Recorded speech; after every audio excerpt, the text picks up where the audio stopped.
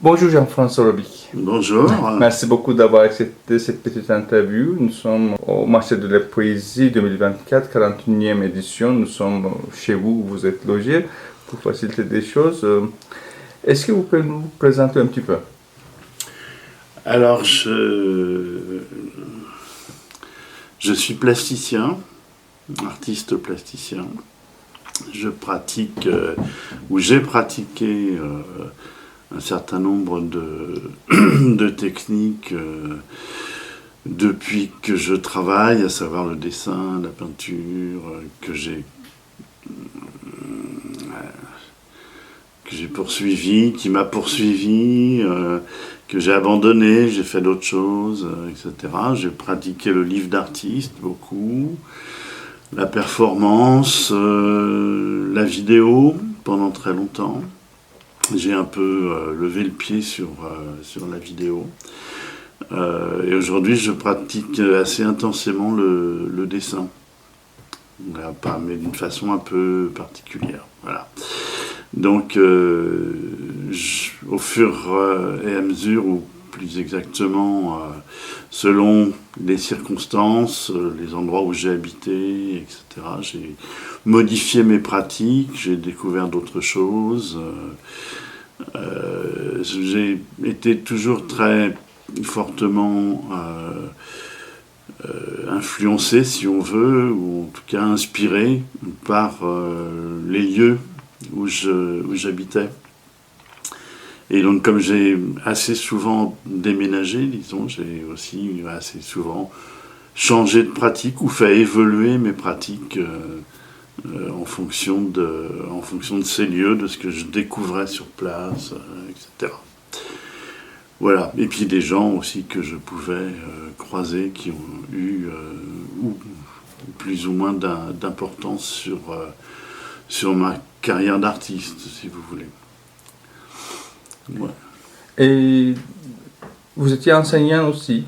Alors j'ai enseigné, oui, je me suis mis à l'enseignement assez tardivement, parce que j'ai cru comme beaucoup pouvoir être juste un artiste. Et puis la vie m'a conduit à enseigner. D'abord en collège, puis à l'université où j'ai travaillé pendant une bonne trentaine d'années. Dans quel? Alors c'était à l'université de Strasbourg d'abord. J'ai travaillé longtemps à Strasbourg. Et puis à l'université d'Amiens où j'ai terminé ma carrière. J'ai pris ma retraite universitaire il y a 8 ans et depuis je vis en Bretagne et je ne fais que dessiner en fait.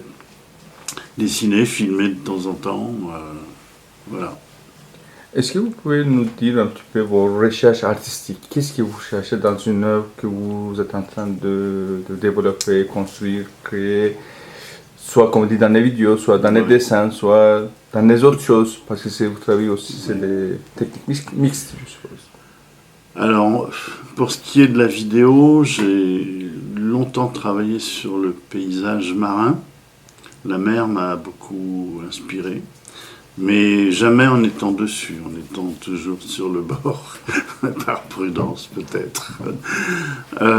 Et puis, au fur et à mesure, c'est devenu de plus en plus autobiographique. Donc ça, c'est une chose. Et pour ce qui concerne les arts plastiques proprement dit, le dessin surtout, c'est aussi une question de relation avec la nature. C'est pas vraiment du paysage, disons que c'est du micro-paysage. Je travaille sur des formats assez grands, en utilisant des branchages, enfin des éléments végétaux que je trempe dans l'encre et avec lesquels je dessine sur le papier. Je travaille aussi sur des petits formats, des boîtes de produits alimentaires que je retourne, des choses assez punk comme ça, si vous voulez. Je pratique la gravure, je pratique le frottage, enfin un certain nombre de choses différentes. Je vous montrerai ça après. Comment vous dessinez? En fait, l'idée de dessiner sûrement quand vous étiez petit, c'est arrivé, mais la conscience de plasticien, quand c'est arrivé, quand c'est... Je pense que c'est venu par étapes. Alors vous avez parlé de l'enfance, je pense qu'à un moment dans mon enfance, j'ai été confronté à une pratique dans le cadre de l'école qui m'a très très fortement marqué et qui ne m'a jamais quitté en fait. La conscience de plasticien, je ne sais pas trop ce que ça veut dire. Être artiste, c'est quelque chose d'un peu compliqué quand même. Hein. Avoir l'idée d'en faire son métier, je dirais que c'est arrivé à l'adolescence, à la post-adolescence, quand j'ai décidé de faire des études d'art en fait, c'est-à-dire quand on s'engage dans des études d'art, c'est comme dans des études tout court, c'est dans le but d'en faire un métier, sinon d'en vivre, en tout cas de vivre avec ça. Et je pouvais pas, d'emblée, je pouvais pas imaginer ne pas peindre, dessiner, etc. C'était quelque chose de cet ordre-là, quelque chose qui m'engageait moi, mais pas nécessairement de manière professionnelle, parce que j'ai jamais envisagé le fait d'être artiste comme une profession, en fait. Toujours amateur. Non, pas amateur non plus. C'est pas une profession. Une profession, pour moi, c'est quelque chose qui vous fait vivre matériellement. Pour moi, j'ai appris un métier, celui d'artiste, avec tout ce qui peut m'intéresser dans les arts. Après, en vivre, si vous voulez, c'est quelque chose qui est plus existentiel. C'est que, voilà, quand je me lève le matin, je me dis, bon, je vais à l'atelier, je commence à travailler, etc. Je ne peux pas faire autrement. Je veux dire, c'est à la fois une habitude et à la fois une nécessité. Quelque chose qui me fait vivre en tant qu'être humain. Dans ma spécificité d'être humain, je dois faire je dois faire ça. Je dois dessiner, je dois créer, voilà. Mais j'ai jamais envisagé. J'ai à un moment donné, peut-être quand j'étais jeune, envisagé d'en vivre, mais j'ai très vite compris que c'était pas possible ou qu'il y avait des contraintes que je n'avais pas envie d'assumer. C'est une question que je pose toujours aux plasticiens. Qu'est-ce qui distingue d'une peinture de dessin? Quand vous êtes carrément un dessinateur, il y a une œuvre qui vient devant vous, classée. Je sais que c'est un peu difficile aujourd'hui avec toutes les techniques mixtes, mais quand même... La chose, c'est que la peinture, si vous voulez, a un statut dans la conception occidentale de l'art proéminent, si vous voulez. Voilà. On pense art, on pense peinture. Voilà. Je me souviens, pendant très longtemps, quand je disais que j'étais artiste, on me disait « Qu'est-ce que vous faites comme peinture ?» Comme si être artiste, c'était automatiquement faire de la peinture. Mais on peut faire de la performance, de la vidéo, de la sculpture. Personne n'y pense jamais. Donc je pense que ce qui distingue la peinture de beaucoup d'autres pratiques, c'est justement ce statut qui est quand même très socio-idéologique, si vous voulez, hein, de prééminence, parce que le grand art, c'est la peinture. Et ça, c'est une chose dans laquelle je suis évidemment tombé quand j'étais plus jeune, donc j'ai fait de la peinture, en oubliant peut-être que à l'origine de de mes pratiques, c'était le dessin en fait qui m'intéressait. Il y a un certain type de dessin. Mais en pratiquant la peinture, je me suis rendu compte au bout de quelques années que c'était pas le truc qui m'intéressait, quoi. Je n'arrivais pas ou je ne pouvais pas faire ce que je souhaitais faire, exprimer par la peinture. Il fallait que je fasse d'autres choses. Donc je suis passé par j'ai abandonné la peinture vers les années 85-86. Ça a correspondu avec mon établissement à Strasbourg, d'ailleurs, où j'ai commencé à dessiner, mais je me suis aussi engagé dans une pratique reproductive, qui est celle du copy art et du livre d'artiste. Et là, ça a duré quelques années. C'était une forme de retour au dessin, parce que c'était automatiquement des formes réduites au niveau de la couleur, c'était en noir et blanc, c'était des choses comme ça qui étaient plus du côté des arts graphiques. Bon, ça je l'ai poursuivi pendant, je dirais, une vingtaine d'années. Et je suis ensuite passé par une certaine forme de sculpture par assemblage. Et curieusement, à ce moment-là, comme je n'arrivais pas à photographier mes sculptures pour les documenter, je me suis mis à les dessiner. Je suis revenu vers une pratique un peu première comme ça, et j'y ai trouvé beaucoup de plaisir. Donc j'ai continué. Et tout en continuant la vidéo, qui était aussi mon travail principal à l'époque. Et puis vers 2015, il s'est passé un truc dans ma vie qui a fait que je ne pouvais plus filmer, plus sortir, etc. Et je me suis mis à dessiner chez moi. J'allais plus à l'atelier, donc je dessinais sur des petits formats, des choses à langue de Chine, à l'aquarelle, avec des collages, etc. Et là, ça a été une sorte de Big Bang, si vous voulez. Hein. Ça a commencé là et je n'ai plus arrêté depuis.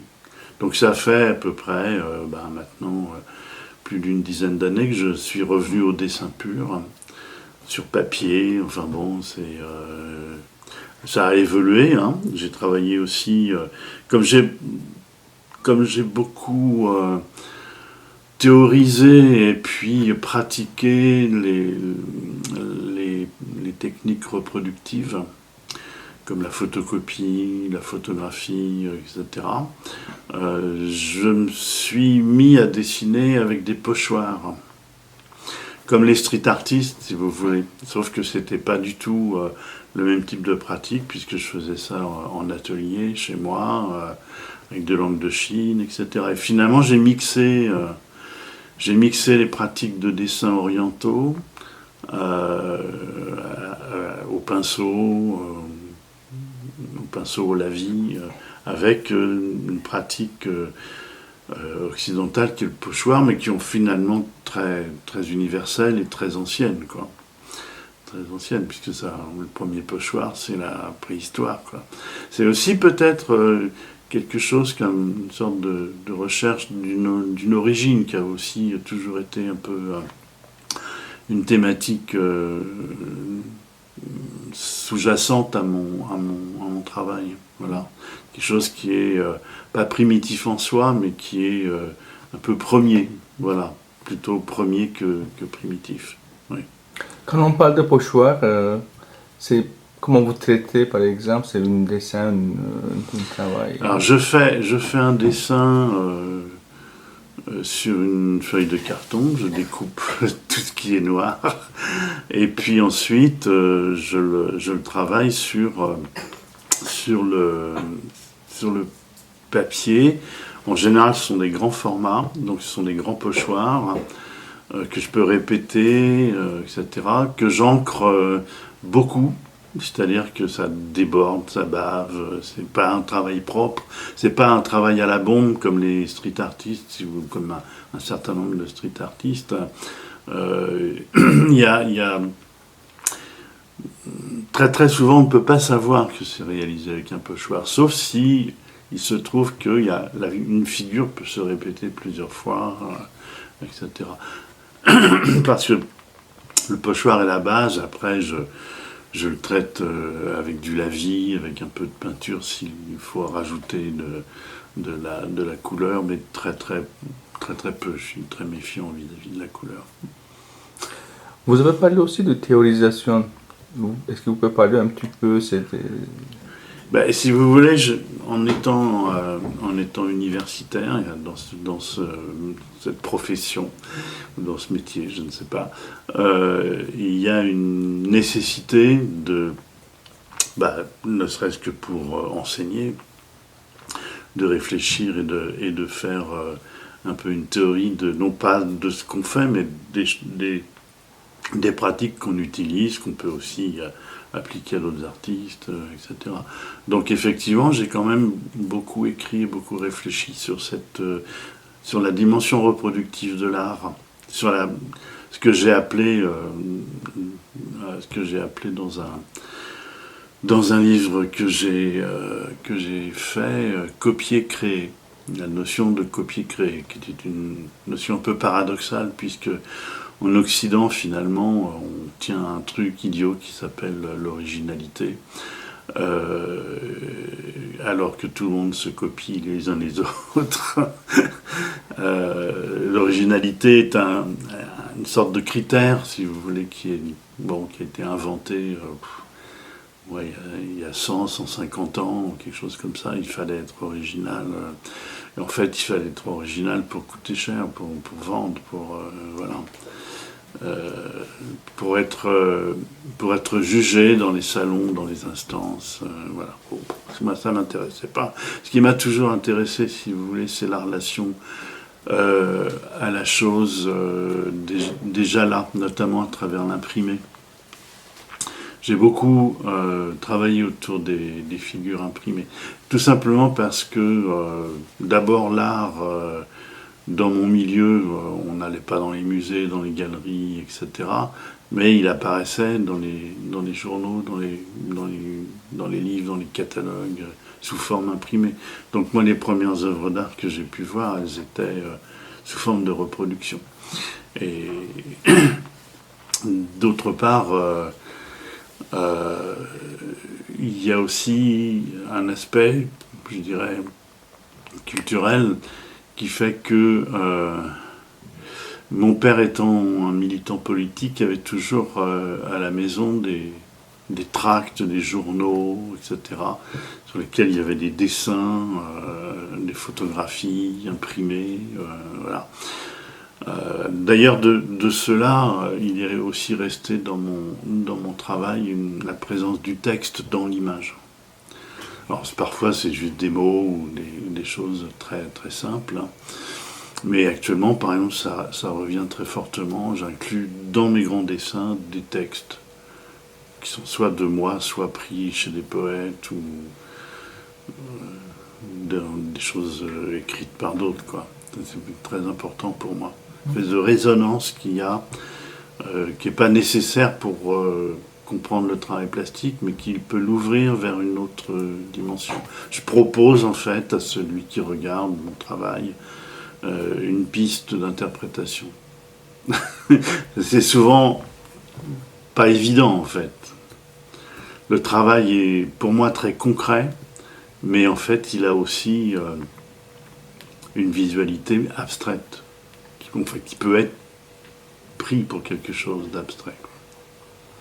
Vous avez parlé dans votre enfance une pratique d'école qui Oui. vous a marqué. C'était quoi exactement? Il s'agissait de faire une illustration d'un poème avec tout simplement une plume et de l'encre de Chine. C'est tout bête, mais je devais être en 5e ou en 4e.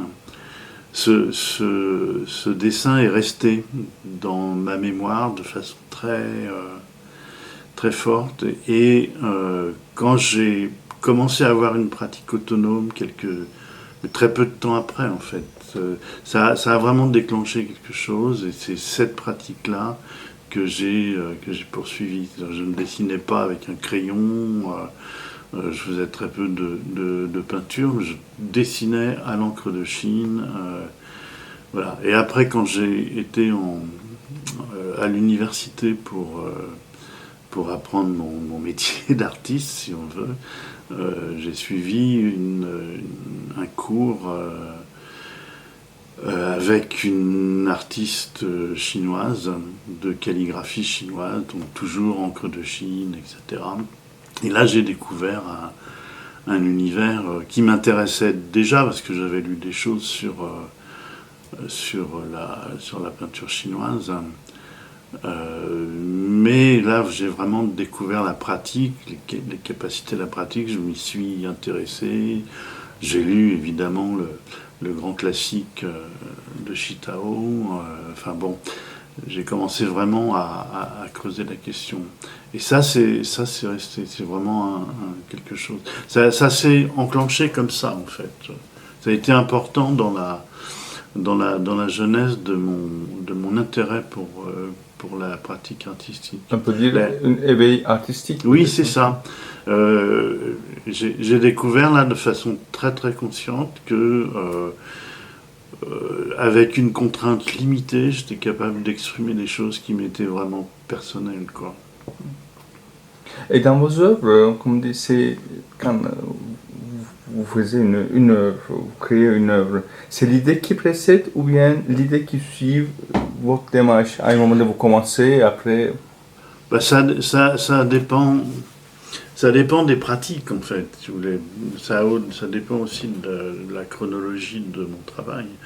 J'ai longtemps travaillé, effectivement, en faisant des projets, enfin, en dessinant des maquettes, pour être ensuite fait en peinture, etc.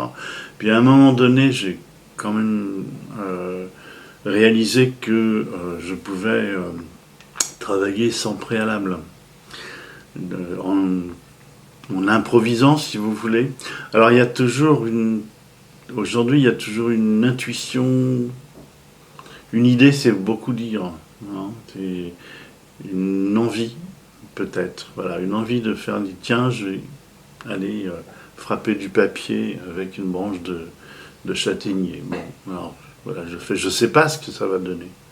Je ne sais jamais. Je suis et j'espère être surpris par le résultat. Sinon, ça m'intéresse pas. Voilà.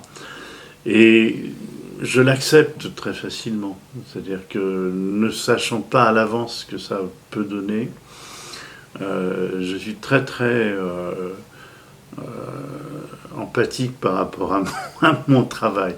J'ai envie qu'il existe et donc je l'accepte. Voilà. Je le retouche quasiment jamais. C'est toujours un travail qui peut se faire très vite. En 1 heure, 2 heures, je peux faire un grand dessin en tenant compte des temps de séchage, hein, ou des choses comme ça. Mais, comment dire, si je passe, je dirais, plus d'une journée à faire quelque chose, c'est parce que j'ai senti en travaillant que ça pouvait être amélioré, etc. Alors parfois, peut-être même la plupart du temps, si ça traîne, c'est pas la peine de continuer en fait.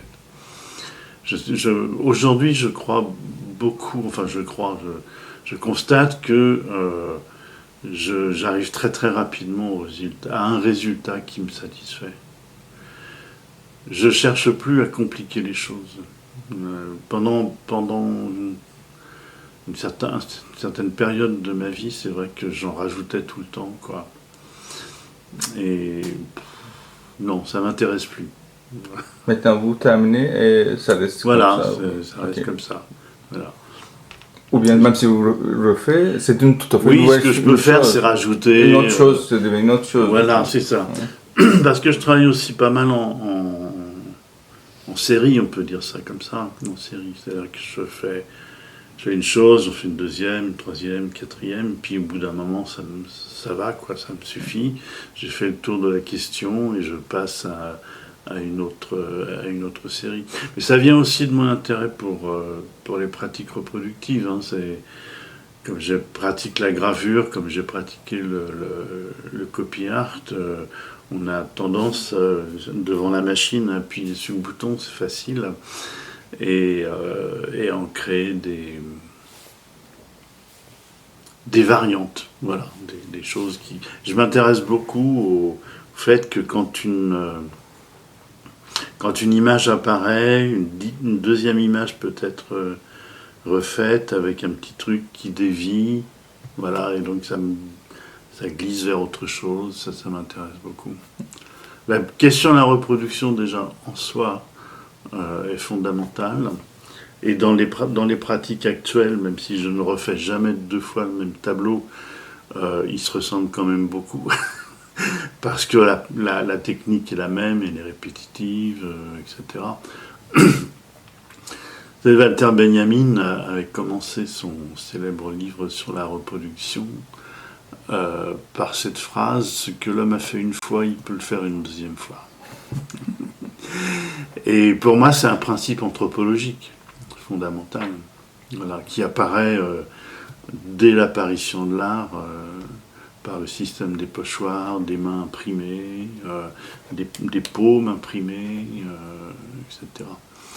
C'est la reproduction est je dirais, un outil conceptuel, une pratique qui a été, comment dire, écartée de la conception occidentale moderne de l'art. Mais vous savez, un artiste, pour apprendre son métier d'artiste en Chine, on copie pendant 10 ans le maître la personne qui est votre maître. Donc, si vous voulez, la question de la reproduction, de la copie, n'est pas un problème en soi pour l'humanité. C'est au contraire un outil de développement qui permet justement d'asseoir une personnalité artistique ou pas, quoi. Et vous faites copy art, vous faites mail art. Oui, aussi, ouais. Et est-ce que vous pouvez nous donner un exemple de chacun? Comment vous préparez les procédures, etc., jusqu'à la finalité du processus? Ouais.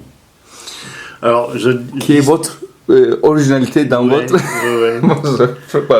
Bon, ça, c'est des choses que je ne fais plus. Hein. J'ai abandonné, mais enfin, je les ai abandonnées pour des raisons évidentes. D'abord, les machines ont changé. Et donc, moi, j'étais très, très attaché aux machines analogiques qui produisaient des images qui ressemblaient un petit peu comme ça à la gravure, etc.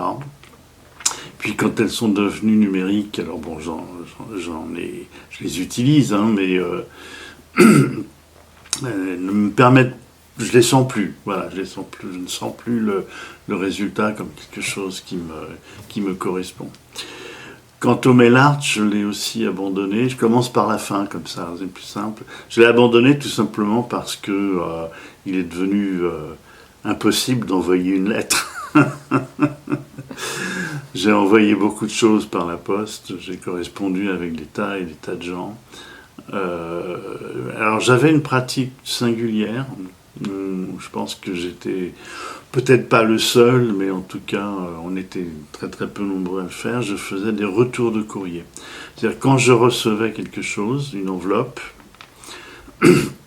je l'ouvrais et je dessinais dessus. C'est-à-dire où j'imprimais une image à moi et je la renvoyais à l'expéditeur. J'avais un tampon, retour de courrier, avec un numéro, une date et tout. On aimait beaucoup singer les pratiques administratives, vous savez. Voilà. Et donc ça, j'ai abandonné parce que d'abord, je ne recevais plus rien. Ça glissait vers le fax, vers Internet, etc. Ça m'intéressait pas. En fait, moi, j'ai toujours aimé les objets, la matérialité des choses. Et c'est vrai que le courrier, c'est une espèce de... C'est un lien, en fait, qui est très fort entre deux personnes à travers l'espace. Et c'est une forme de lien que je ne retrouve pas dans le partage Internet, si vous voulez. C'est froid, c'est déshumanisé, c'est accessible à tous. Moi, je m'adresse à une personne qui a eu la gentillesse de m'envoyer quelque chose, de lui répondre, de lui offrir quelque chose de personnel. Voilà. C'est comme ça. Pour le copy art, c'était un petit peu différent. Alors, j'utilisais les choses que je faisais en copy art dans le mail art, mais je produisais des livres d'artistes. J'avais fondé une structure fictive qui n'avait aucune officialité ni quoi que ce soit, une sorte de maison d'édition de livres d'artistes qui s'appelait C'est la photocopie. Un jeu de mots un peu idiot comme ça.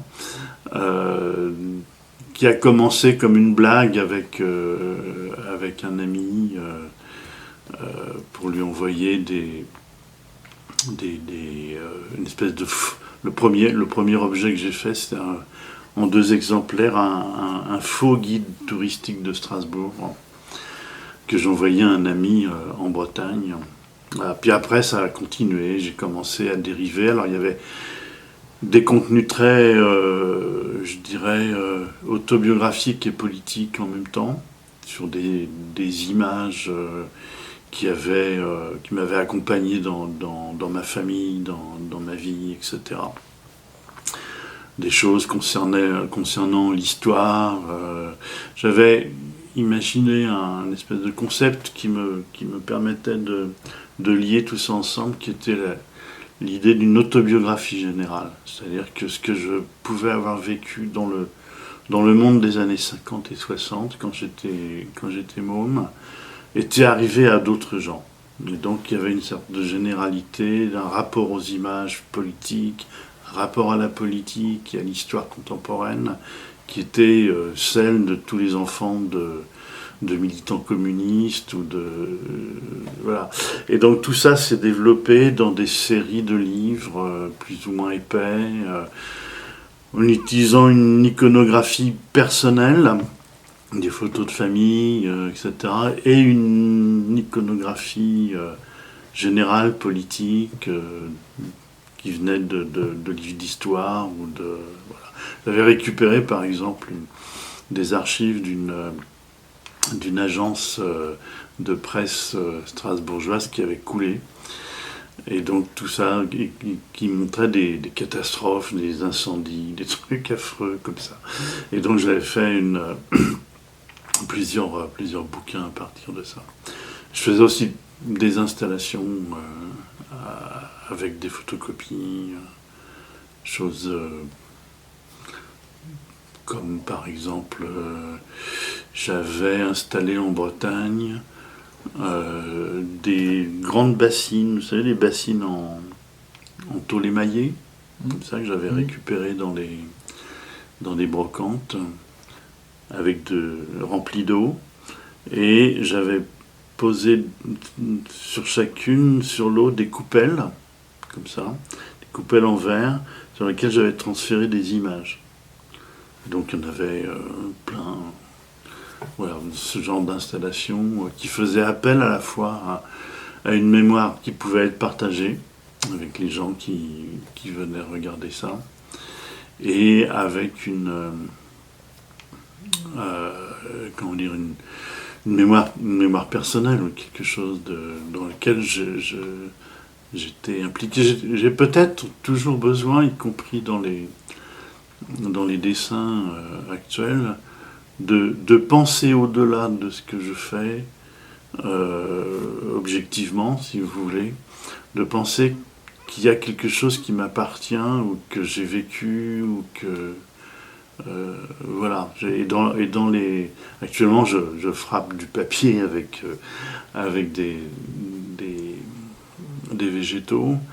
Je sais que c'est aussi un vécu de l'enfance, des promenades dans les bois, des choses comme ça, des choses quand on était môme, on faisait des cabanes, on coupait du bois, on taillait des lance-pierres, enfin, il y a quelque chose avec le végétal qui était très fort. Comme avec la mer, c'était pareil en fait. C'était pareil. Cette proximité avec une certaine forme de nature un peu globalisante, comme ça, un peu effrayante aussi, que peut être à la fois la sauvagerie d'un bois, d'une forêt, et la sauvagerie de la mer, quoi. La mer ne m'intéresse pas si elle ne remue pas. J'ai fait pas mal de vidéos de tempêtes, choses comme ça. Et les vidéos, ça dure combien de temps, par exemple? Les vidéos, oui. Au début, c'était très long, beaucoup trop. Ça pouvait faire 8-15 minutes, ce qui est très, très ennuyeux en fait. Et ça s'est raccourci très très rapidement. Ça dépend en fait. Si c'est une vidéo autobiographique, ça peut être un peu plus long. Parce qu'il y a des choses à exprimer d'une certaine manière qui ont besoin de lenteur. Si c'est des vidéos qui s'inscrivent dans une série que j'ai créée, qui s'appelle les cartes postales, là, comme une carte postale, ça doit être très court.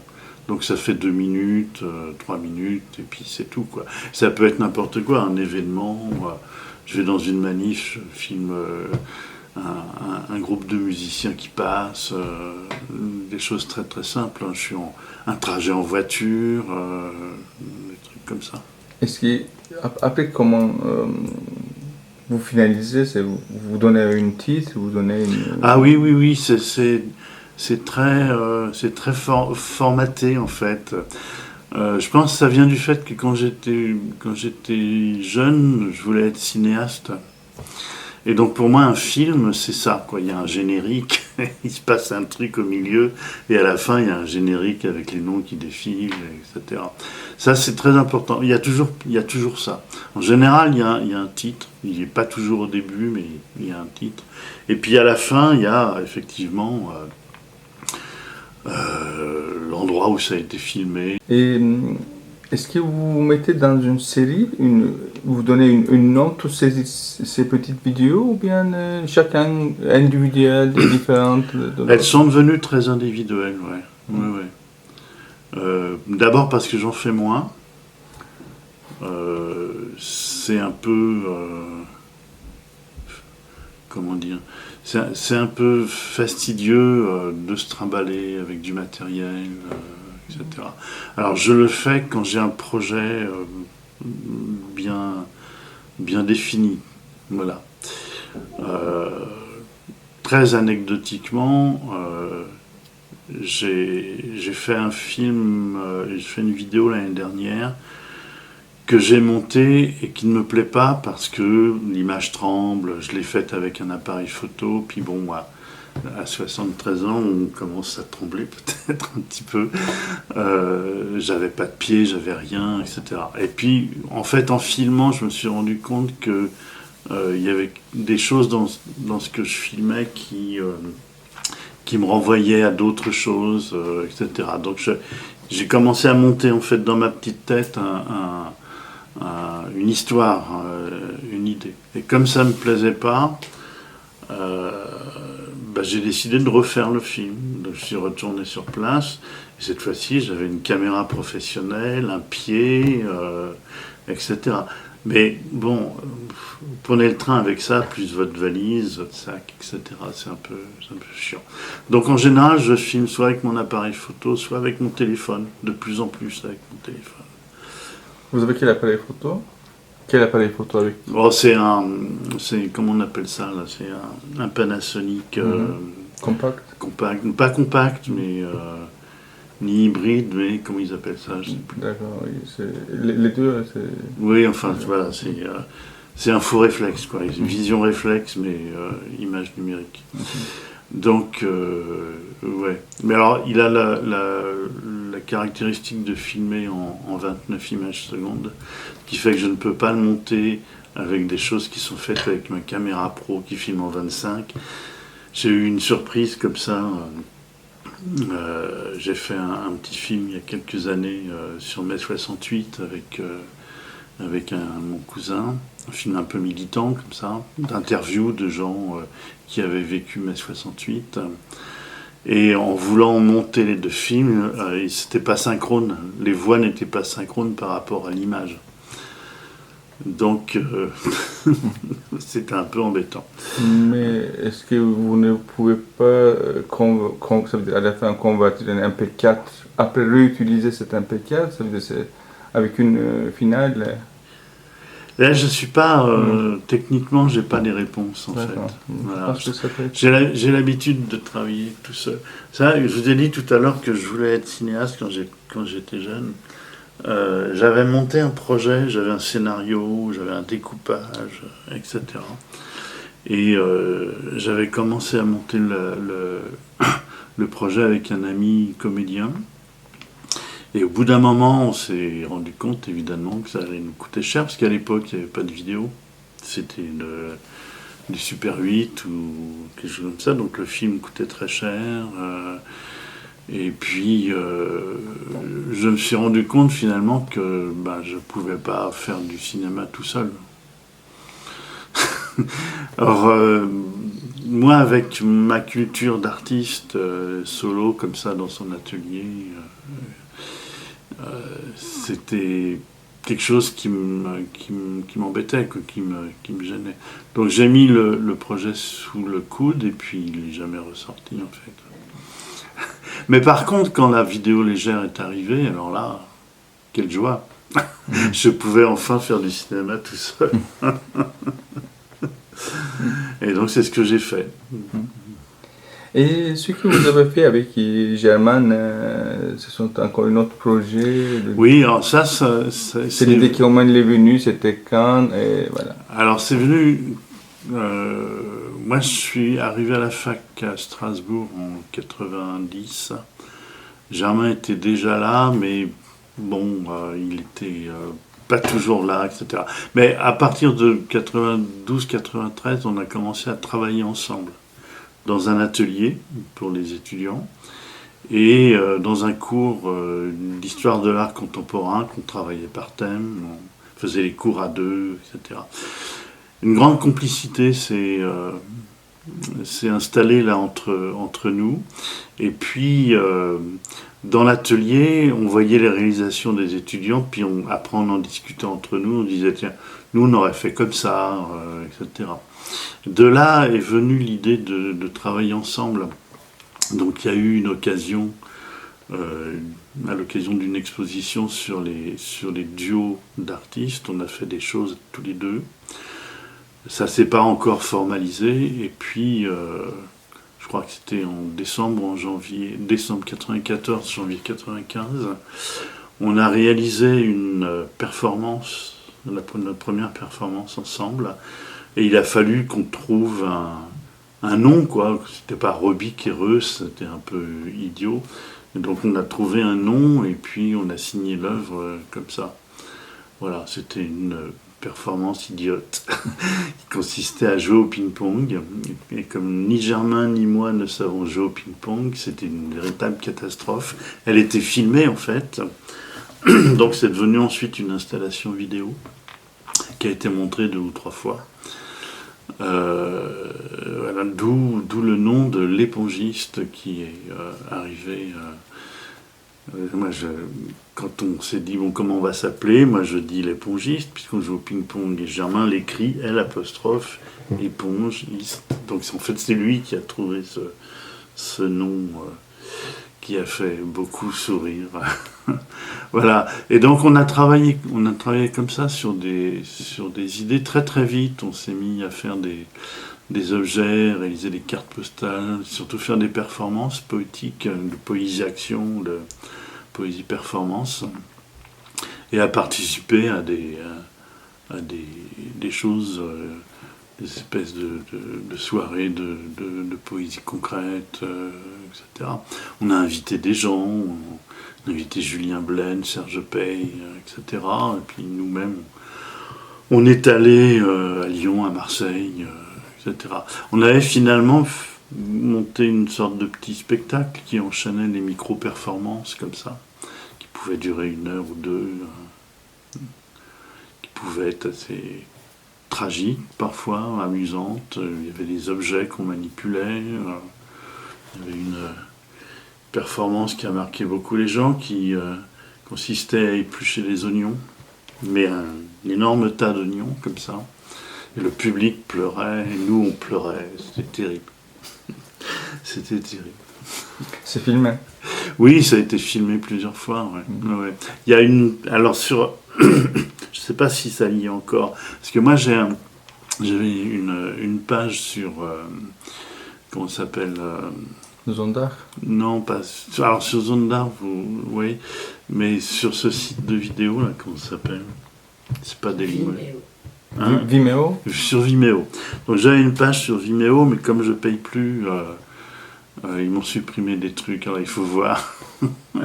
Je peux plus rien mettre, je peux plus rien faire. Là, vous trouverez des choses. Mais vous avez dans votre archive, n'est-ce pas, normalement, tous ces vidéos? Oui, oui, tout à fait. Oui, tout à fait. Donc il y a des choses qui sont effectivement filmées, quoi. En 2007, on a fait une grosse expo à Polonia, qui est une sorte de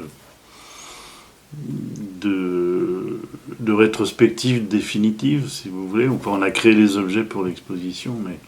Et donc là, on a fait une performance pour le vernissage, où il y avait effectivement des choses assez intéressantes, des vieilles performances qu'on remettait au goût du jour. On a travaillé avec des étudiants qui venaient performer avec nous. Enfin, bon, c'était assez amusant. Dans la poésie action, vous lisiez les poèmes Oui, on lisait les poèmes, ou alors... les poèmes de Germain ou les poètes invités. Alors, soit les siens, soit les miens, soit des choses faites ensemble, etc. Et des choses où on manipulait aussi des trucs. Il y avait aussi parfois une scénographie. Enfin, voilà. Il y a un poème qui énumère... C'est une espèce de litanie des noms de villages alsaciens qui se terminent par Heim. Et donc la liste est très longue en fait. Et Germain est au milieu, il lit le début de chaque village. Donc par exemple, je sais pas, Schararberg. Et moi je tourne autour de lui en gueulant à chaque fois Heim. Ça finit par être très ambigu. Parce que qu'est-ce qu'on entend? Quand on entend Heim, on n'est pas loin d'entendre Heil non plus. Et ça devient très très... voilà, un peu... Et donc c'est assez... ouais, il y a une vraie performance corporelle, si vous voulez. Et première exposition, c'était quand? La dernière exposition? Première exposition. La première de laquelle? La mienne? Oui, votre, bien sûr. Alors je me souviens alors la première exposition, j'ai fait des expositions avec un groupe d'artistes en Bretagne dès les années 70, dès 1970 ou 71. On était un petit groupe autour de 3 ou 4 personnes, une association d'artistes. Donc voilà, j'étais jeune encore, hein, j'avais à peine j'avais 20 ans, quoi. C'était les premières. Après la première expo personnelle, ça a été un truc très discret. J'ai exposé des collages dans la boutique d'un décorateur de luxe à Rennes. Une personne que j'ai plus jamais revue après, mais qui m'a rendu ce service en fait. Je suis pas sûr que beaucoup de monde ait vu cette exposition. Et puis bon, après, j'ai dû faire une exposition à Lorient, puis ça s'est enchaîné comme ça, voilà. Et les auteurs, les gens qui vous ont marqué ou inspiré ou laissé une trace? Là, c'est délicat parce que je vais en oublier. Ce que vous rappelez. Bah, en fait, ça dépend, si vous voulez. On peut parler des artistes qui... Les plus importants, il y a sûrement autant Ouais. d'artistes. On ne peut pas dire tout le monde. En fait, si vous voulez, pour moi, c'est des personnes avec lesquelles j'ai interagi à un moment donné et qui ont eu une importance dans mon travail. C'est des gens qu'on... Alors, il y a Germain, évidemment. Hein, ça, c'était quelqu'un qui a compté, justement, par l'intermédiaire de l'épongiste, par le travail qu'on a fait ensemble dans notre profession d'enseignant, qui a été quelque chose de très important, et son amitié. C'est la dernière personne qui m'ait vraiment apporté quelque chose. Auparavant, au tout début de mon existence d'artiste, si vous voulez, dans les années 70, il y a un plasticien et poète en Bretagne qui s'appelle Claude Leroux, qui m'a entraîné dans des trucs, des spectacles de poésie, des expositions, etc., de longues discussions. Il est plus âgé que moi, donc c'était un peu un vieux sage, si vous voulez. Pas un gourou, mais un vieux sage. Lui a été très très important pour m'ouvrir justement sur des pratiques riches, ouvertes, expérimentales, etc.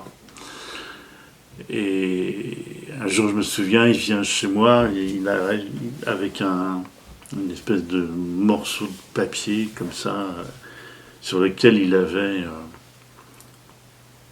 avait estampé le sol de son garage.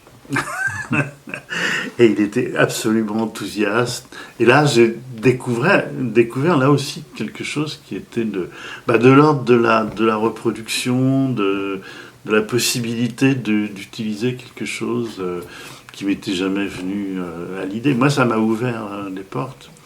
Et puis la troisième personne qui a été importante pour moi, c'est Alain Bourges. Alain Bourges est un vidéaste avec qui j'ai réalisé mes 2 premières vidéos dans son studio. Je l'ai rencontré par hasard dans un festival de vidéos. Il m'a demandé ce que je faisais là. Je lui ai expliqué que ça m'intéressait, etc. Il m'a dit viens me voir. Bon, je suis venu avec un projet qui était c'est un peu ridicule aujourd'hui, qui était de mettre en image un chapitre inédit du Dracula de Bram Stoker. Et donc on a fait ce film. Il vaut ce qu'il vaut, mais en tout cas, lui m'a appris beaucoup de choses. Il m'a appris qu'il fallait pas que ce soit trop long. Il m'a appris qu'il fallait pas 36 000 effets, mais 1 ou 2 suffisait. Il m'a appris des tas de choses, et puis c'est devenu un ami, etc. Donc voilà, c'était comme ça. Ça, c'était des personnes qui ont compté pour moi, si vous voulez. Non. Puis il y a ceux qui ont compté sans qu'on s'en rende compte, également. Après, s'il s'agit de parler d'artistes qui m'ont marqué, ouais, ils sont vraiment nombreux, quoi. C'est peut-être pas utile. Est-ce que la poésie, l'art est un besoin, une nécessité, première nécessité pour les gens, pour les autres? Pour vous, oui, mais pour les autres, quiconque. J'espère. J'espère, je ne sais pas si je peux dire mieux que ça, quoi. Je pense qu'il y a l'approche que les gens peuvent avoir de l'art, il est extrêmement variable. Les gens qui vont voir l'exposition ne savent pas trop pourquoi ils y vont. Mais c'est sûr qu'il y a quelque chose qui est de l'ordre de la nécessité, qui les pousse, quelle que soit leur motivation, comme ça. Ils y vont parce qu'ils accompagnent quelqu'un, ou ils y vont parce qu'on en parle, ou ils y vont parce qu'ils ont vu quelque part à la télé ou dans un journal une image. Moi, je trouve que c'est bien. Il faut absolument encourager ça. Il y a une chose qui m'a toujours frappé. Je me suis souvent demandé depuis qu'il y a l'enseignement des arts plastiques dans les collèges, je ne suis pas sûr que l'intérêt pour l'art ait augmenté. D'abord, j'ai fait ce travail et j'ai vu les résultats parce que j'ai parfois eu à l'université des étudiants que j'avais eus en collège. Et je me suis rendu compte finalement que j'étais pas sûr d'avoir eu une influence sur ce qu'on pourrait appeler leur goût, leur intérêt pour ce qui les intéressait dans l'art. C'est-à-dire que, mais ils étaient quand même là, quoi. Ils avaient franchi le pas. Ils avaient tenté à un moment donné quand même de suivre une formation artistique. Ça, c'était le plus important.